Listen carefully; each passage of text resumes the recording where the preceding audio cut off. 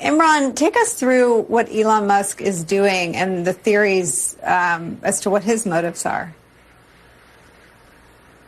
Well, unfortunately, I can't tell you what's in the hearts of any individual, but I can tell you what our researchers have been studying with Mr. Musk's own output on his platform X.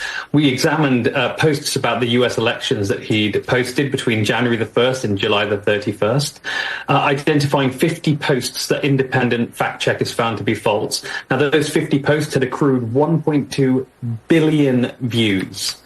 And there were three main categories. There was an AI-generated fake video of the Democratic nominee, Kamala Harris, which had 100 million plus views.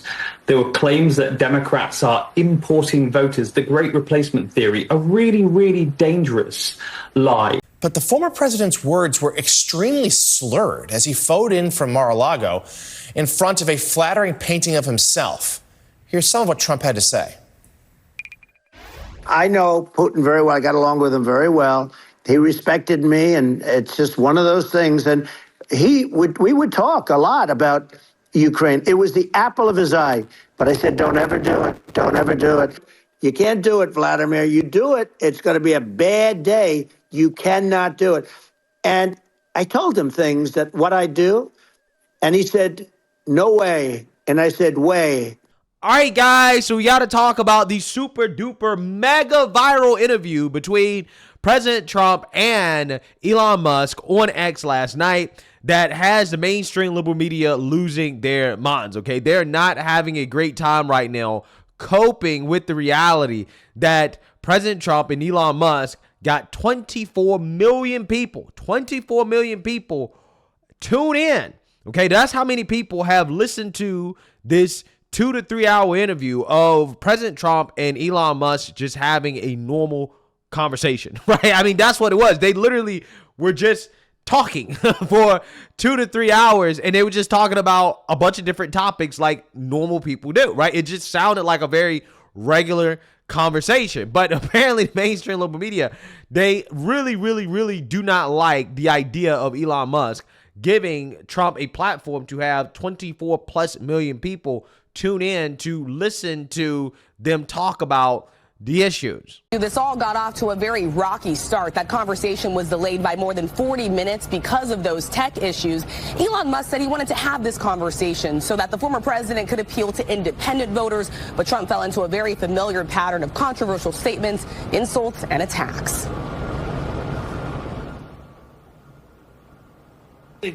Overnight, Donald Trump's bot returned to the platform that once banished him for posting false claims about the election. The company saying at the time the account was permanently suspended due to the risk of further incitement of violence. It was reinstated by Elon Musk in November of 2022 when Musk bought the company. Trump returning to the conversation Monday for a conversation with Musk. Technical issues delaying it from the start for more than 40 minutes. Musk blaming a so-called denial of service attack, a kind of cyber attack that floods a server with traffic to force it offline, saying the massive attack illustrates there's a lot of opposition to people just hearing what President Trump has to say, though he provided no evidence of such a cyber attack. Began with 40 minutes of silence and then a bropocalypse of politics. No matter how you frame it or what caused the glitch, what was finally said between Donald Trump and Elon Musk at last night's Big X event can largely be defined as a rant filled with familiar lies and lines of attack. Kamala wouldn't have this conversation. She can't because she's not smart. You know, she's not a smart person. She is a radical left San Francisco liberal, and now she's trying to protect. Now she's looking like she wants to be more Trump than Trump, if that's possible. I don't think it's possible, but she wants to be more Trump than Trump. She's terrible, but she's getting a free ride. All right, but did it do what it was designed to do, which was to put the brakes on Harris's momentum? Or talking a little bit this morning about Elon Musk and that conversation he had for more than 2 hours on X last night. And your new piece in the Financial Times is titled Elon Musk and the Danger to Democracy. In it, Ed writes this: the key question is what, if anything, democracies can do to address the danger from Musk. It is one thing having a newspaper proprietor or the owner of a television station pushing their biases in their outlets. This has always happened, and it's protected speech. I have no idea what the best legal remedy would be. that was consistent with democratic and free speech values. I do know, however, Ed writes, that whatever he says, Musk is no fan of either. He revels in conflict and is fascinated by the possibility of collapse. He's a disaster capitalist, a vicious troll, and a brilliant engineer rolled into one. And Caddy K, obviously, this is also a man who has made very clear his intention to support Donald Trump, as he did, giving him an open forum last night to millions of people. Elon Musk is on the side of Donald Trump in this election. Yeah, whether he's a brilliant engineer after that 40 minutes we all spent kind of listening to clanky music, I'm not quite so sure. Or maybe he's fired too many brilliant engineers and they couldn't get it working again. I mean, what do you think in terms of the impact on some voters who might have sat through that 40-minute glitch, Ed, last night and actually listened to the content of the interview? What impact do you think Elon Musk has sort of on voters in particular and on this election? Well, you're right about the engineering. I mean, if you can't get spaces working, you know, you're going to have trouble settling Mars. Look, only about 1.3 million people listened to this. It took an age to begin, and I was one of those who did wait around for it to begin. And then, of course, it never ended. It just went on and on and on. It wasn't an interview. It was a very softball, quite eccentric conversation between a donor and his candidate. None of the tough questions were asked. Yeah, so what you see there is major cope, okay? Because these individuals are actually questioning the intelligence and the technical expertise of somebody like Elon Musk, who is a technical genius. And I've actually seen a lot of people question the intelligence of Elon Musk.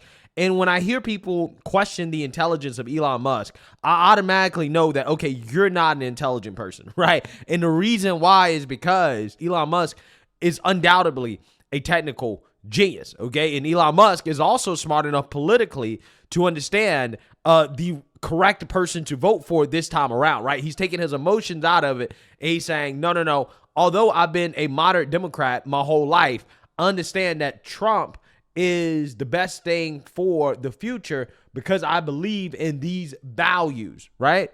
And Elon Musk really represents the so-called moderate that is thinking rationally, right? When you look at the disaster that has been the Biden administration and the Kamala administration, a rational person should not be able to go in the voting booth and to continue to vote for what everybody knows has been an absolute disaster, okay?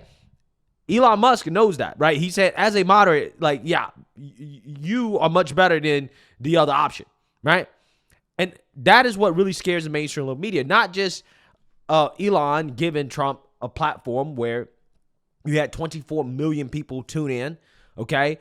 Is also that Elon represents a certain type of voter, right? Somebody who could vote for a Republican or a Democrat in any given election, just depending on the performance of the incumbent, right? This is the type of voter that polls try to understand and predict how they're going to vote. So somebody like Elon Musk coming out and giving an unequivocal endorsement of former President Trump is a big deal, especially combined with the fact that he did it on his platform, okay, and so many people tuned in, right? While you have the mainstream media actively melting down, right? These people boo-hoo on and cry, oh, Elon Musk is not asking Trump tough questions.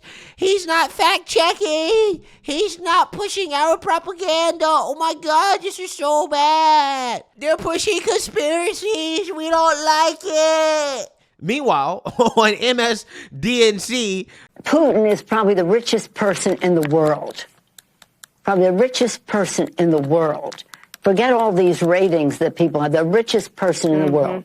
He's also the most, well, not the most evil, stiff competition for that honor, but nonetheless among the top 3 or 4 most evil people in the world. What does he have on Donald Trump that he have to constantly be catering to Putin?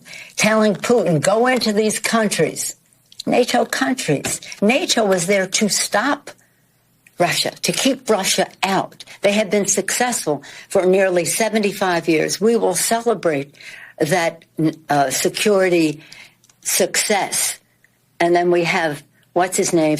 I usually have him nameless, saying He doesn't support NATO and encouraging Russia to invade NATO countries. He who shall not be named. I know Voldemort well, so there's another guy kind of like him. What do you think? We're all wondering this question, Speaker Pelosi. What do you think Putin has on him? I mean, it sure seems like something, as you've said a few times, given that he refuses to criticize him, that he seems to be a fanboy of him.